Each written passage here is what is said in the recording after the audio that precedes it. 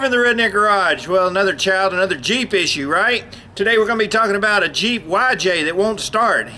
My son Zachary, I sold him the YJ probably 6 or 8 months ago. He was driving down the road and he said he just stopped running. Of course, now he hasn't been working in the driveway with me, so he has no idea what to look for, what's wrong with it, or any idea how to fix it. So guess who gets a phone call? I do. Awesome. So we're going to take a look at what can cause your Jeep to quit running all of a sudden and the steps and procedures to get it running again.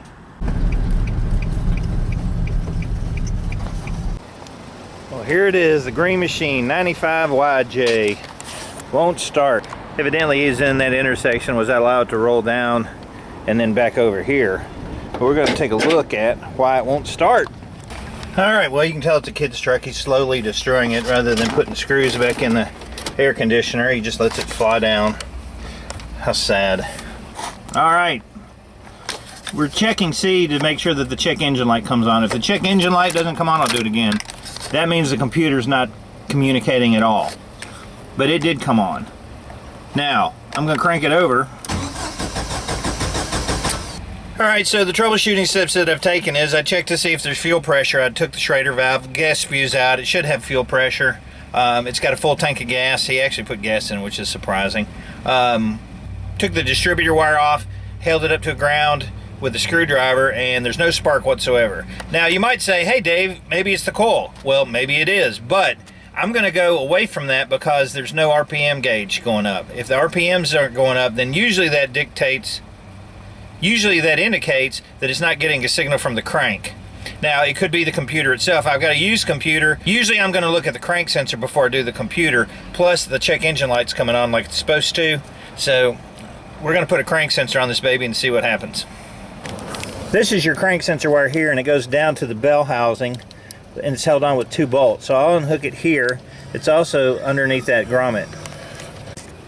This is the crank sensor up on the bell housing, and it's got 2 11mm bolts on it, and that's all that really holds it in.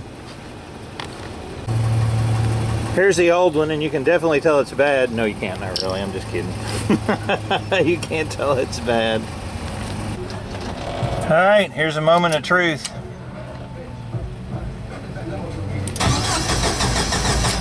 Negative.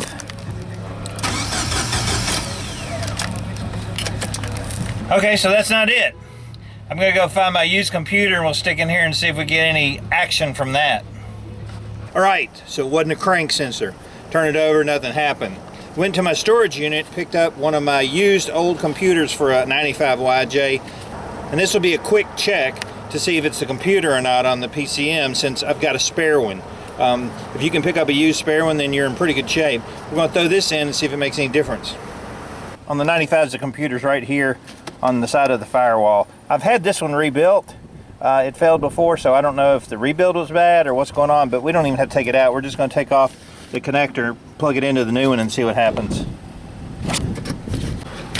Alright, I got the other used one hooked up, and we're going to crank it over and see what happens. We are getting the check engine light to come on.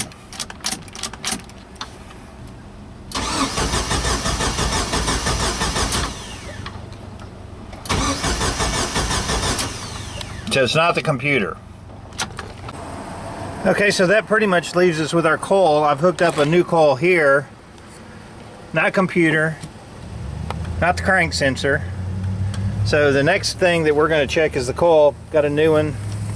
We'll see what happens.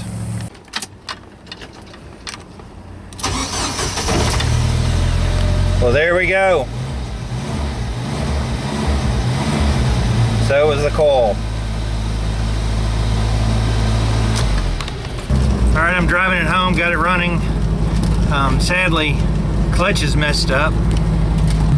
The thing about kids is they'll drive a vehicle until it won't run anymore. I mean, absolutely stops middle of the road, dead. And I'm tired of fooling with this kind of stuff, really. The clutch, I can feel that it needs some work, but I don't even care anymore. He'll need a new clutch pretty soon. There's the clutch slave cylinder, and it's empty. Just keep driving it. Alright, so we got it running, and here's the coil. This is the one that failed. Not the first guess that I would have had on what's wrong with it.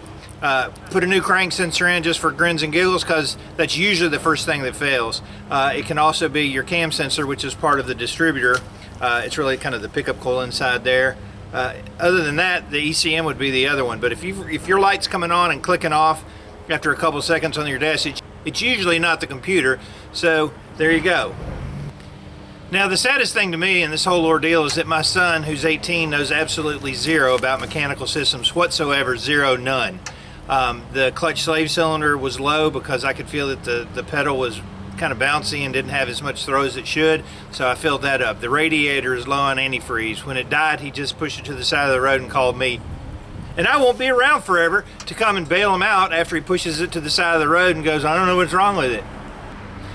I actually don't give this Jeep that long before the clutch goes out or some other major thing fails because he failed to put antifreeze in it or do any type of maintenance on the vehicle whatsoever other than run around town.